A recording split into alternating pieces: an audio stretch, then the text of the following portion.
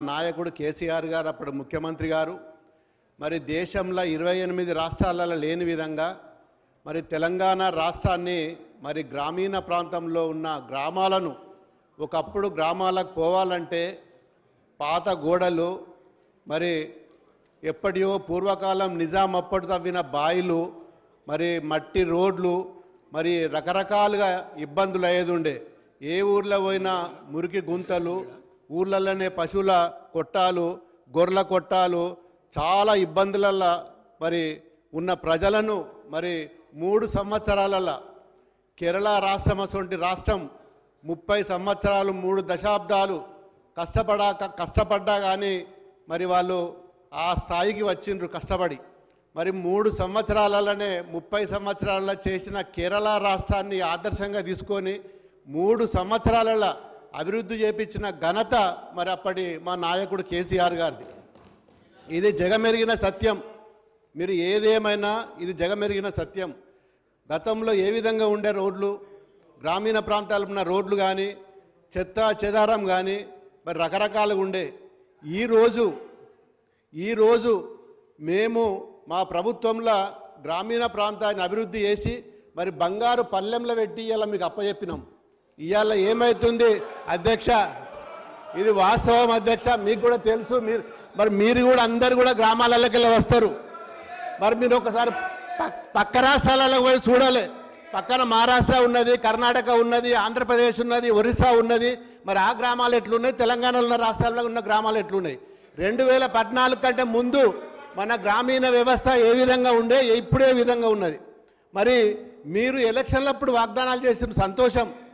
మరి ఇవాళ సిద్దిపేట కాదు, ఇవాళ మామూలు సిద్దిపేటను బదనాం చేసిండ్రు, గజ్వెల్లిని బదనాం చేసిండ్రు, సిరిసిల్లని బదనాం చేసిండ్రు.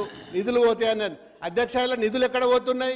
కొడంగల్ పోతలేవా, మధుర పోతలేవా, ఖమ్మం పోతలేవా, నల్గొండకు పోతలేవా? 1000 కోట్ల రూపాయలు తీసుకెళ్ళి ఇలా మీ నియోజకవర్గాల్లో ఖర్చు పెట్టుకుంటారు కదా అధ్యక్ష. మరి మేము చేసిన పని మీరు కూడా చేస్తున్నారు కదా. మీకు అడిగే అధికారం కానీ హక్కు కానీ లేదు అధ్యక్ష. ఖచ్చితంగా మీరు కూడా అదే పని చేస్తున్నారు. నేను అనేది ఏంటంటే ఇవాళ కాంగ్రెస్ పార్టీకి 64 నియోజకవర్గాలనే తెలుసు, 119 నియోజకవర్గాలు ఉంటాయన్న విషయమే తెలియదు, మర్చిపోయినరు. ఇవాళ 64 నియోజకవర్గాలను మరి 190, 119 ఉన్న నియోజకవర్గాలకు సంబంధించిన నిధులను మరి అలా 5-6 నియోజకవర్గాలకే తీసుకెళ్తున్నారు కదా అధ్యక్ష. మరి అప్పుడు చేయలేదు అధ్యక్ష. అప్పుడు చేసిండ్రు కాబట్టి ఇప్పుడు మేము ఇక్కడ కూర్చున్నాం. మరి మీరు కూడా ఇక్కడ వస్తా ఉంటారా అంటే మరి తప్పేం లేదు కదా అధ్యక్ష. ఇంకోటి అధ్యక్ష, మరి ఈరోజు ప్రతి సంవత్సరాన్ని 2014 నుంచి 2023 వరకు మేము బడ్జెట్లో ప్రతి సంవత్సరం కూడా 2000, 3000 కోట్లు, 4000 కోట్లు పెంచుకుంటూ వచ్చినాం అధ్యక్ష. మరి ఇప్పుడు మీరు చేసిండ్రు ఏంది అధ్యక్ష? 1600 కోట్ల లో బడ్జెట్ను ఇవాళ పంచాయతీరాజ్కి ఇచ్చిండ్రు. మరి ఇలా మీరు అందరూ కూడా గ్రామీణ ప్రాంతం నుంచి వచ్చిన వాళ్ళే. మరి రోజుకు బడ్జెట్ పెంచుకుంటూ పోలే కానీ తగ్గించుకుంటూ రావడం అనేది ఎంత అధ్యక్ష? ఎప్పుడన్నా చరిత్రలో మరి మా ప్రభుత్వంలో ఏ ఒక్క రోజు కూడా ఫైనాన్షియల్ ఇయర్లో ఎప్పుడు కూడా బడ్జెట్ను తగ్గియలేదు, పెంచుకుంటూ పోయినా కానీ తగ్గియలేదు. మరి మీరు సిఆర్ఆర్ రోడ్లకు 720 కోట్ల రూపాయలు కేటాయించిండ్రు. మరి బడ్జెట్ మీరు పాత రుసుములే పాత కాంట్రాక్టర్లు చెల్లించాల్సినవే 1100 కోట్లు ఉన్నాయి. మీరు 720 కోట్లు రోడ్లకు ఇస్తే మరి 1100 బకాయిలు ఎక్కడికి వెళ్ళిపోతాయి అధ్యక్ష? మరి మేము కాదు అధ్యక్ష, కనీసం మరి మీకు కూడా తెలియాలి కదా. మరి 1100 కోట్ల రూపాయలు బకాయిలు ఉన్నాయి. మరి 720 కోట్లు కేటాయిస్తే మరి మీరు ఇంకా భవిష్యత్తులో ఏం చేస్తారు? మీరు కాంట్రాక్టర్లకు డబ్బులు ఇవ్వగలుగుతారా? పాతయి ఇలా ఏ గ్రామం పోయినా ఏమవుతుంది అధ్యక్ష? ఇలా పల్లెలు ఏడుస్తున్నాయి అధ్యక్ష. పల్లెలు ఇలా ఏ ఊరికి పోయినా కుక్కల బెడద, మరి పిచ్చి మొక్కలు, గడ్డి కొట్టడానికి మందు లేదు, పందులు, చాలా ఘోరమైన పరిస్థితి ఉంది అధ్యక్ష. ఇవాళ గ్రామ పంచాయతీలో ఉన్న సర్పంచులకు పేమెంట్లు లేవు. ఇవాళ కార్యదర్శులు జేబులకి వెళ్ళి డబ్బులు ఖర్చు పెట్టుకొని పనులు చేస్తుండ్రు. ఇవాళ ఒక్క నయా పైసా లేదు అధ్యక్ష. మేము 8 నెలలు అవుతుంది ఒక ఎమ్మెల్యేగా, ఏ చిన్న రూపాయి కూడా ఈ రోజు కూడా మరి ప్రభుత్వ పరంగా రాలేదు. నేను 2 సార్లు ఎంపీగా పనిచేసిన. మరి అప్పుడు ఇచ్చిన నిధులతోటి నేను అన్ని గ్రామాలు తిరిగిన, గ్రామాల సమస్యలు తెలుసు మాకు, ప్రతి గ్రామం తిరిగినాం. మరి ఈరోజు ఏమవుతుంది, 8 మాసాల నుంచి ఒక్క యాల కొబ్బరికాయ కొట్టింది లేదు, ఒక్క పలక పెట్టింది లేదు.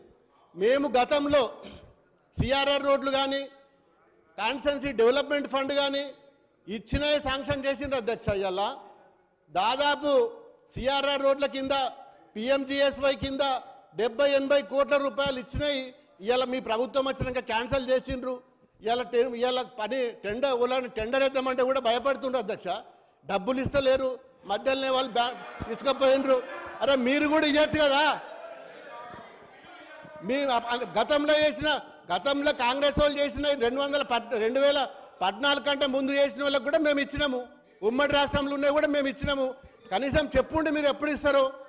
మరి మీరు మరి రాహుల్ గాంధీని తెచ్చి ఎలక్షన్ మేనిఫెస్టోలో పెట్టిండ్రు కదా, ఏం మాట్లాడిచ్చిండ్రు? గ్రామీణ వ్యవస్థ మీద బ్రహ్మాండంగా మరి వాగ్దానాలు చేపించిండ్రు. ఖాళీ ఎలక్షన్ కోసం అసెంబ్లీ అప్పుడు ఒకసారి, పార్లమెంట్ అప్పుడు ఒకసారి 4000 పెన్షన్ ఇస్తున్నారు కదా అధ్యక్ష. మరి ఏమైంది అధ్యక్ష? సీసీ రోడ్లకు పైసలు ఇస్తలేరు కదా అధ్యక్ష. సీసీ రోడ్లు చేసిన కాంట్రాక్టర్లకు గ్రామ పంచాయతీలకు కూడా ఇస్తలేరు కదా అధ్యక్ష. మరి అట్లీస్ట్ గ్రామ పంచాయతీలకు కాదు, అప్పుడు మన ఊరి మన బడి కింద కాంపౌండ్ వాళ్ళు కడితే కూడా మరి దానికి కూడా డబ్బులు రాలేదు. ఈరోజు దేనికి కూడా ఒక్క రూపాయి నయా పైసా కాంట్రాక్టర్లకు ఇస్తలేరు. పంచాయతీ సెక్రటరీలను పర్మనెంట్ చేస్తా అన్నారు. 4500 రూపాయలు ఇచ్చే వికలాంగులకు ఇచ్చే మరి 6000 రూపాయలు చేస్తున్నారు. మేము గ్రామాలకు పోతే అధ్యక్ష కారు చుట్టూ చుడుతుండ్రు. మహిళలు పాపం ఇంతకుముందు ఇళ్ళకి వెళ్ళి రాకపోదురు, ఇళ్ళకి వెళ్ళి రాకపోదురు. మా పెన్షన్ ఎక్కడ వాయా 4000 ఎక్కడ వాయని అడుగుతుర్రు. 4000 దేవుడెరుగు. ఇలా 4000 దేవుడెరుగు. కనీసం 2000 కూడా గతలేవు కదా అధ్యక్ష. 2000 కూడా లేవు కదా. మహిళలకు 2500 ఉన్నారు కదా అధ్యక్ష. కనీసం ఇప్పటి వరకు 20,000 రూపాయలు వస్తుండే కదా అధ్యక్ష. మంత్రి గారు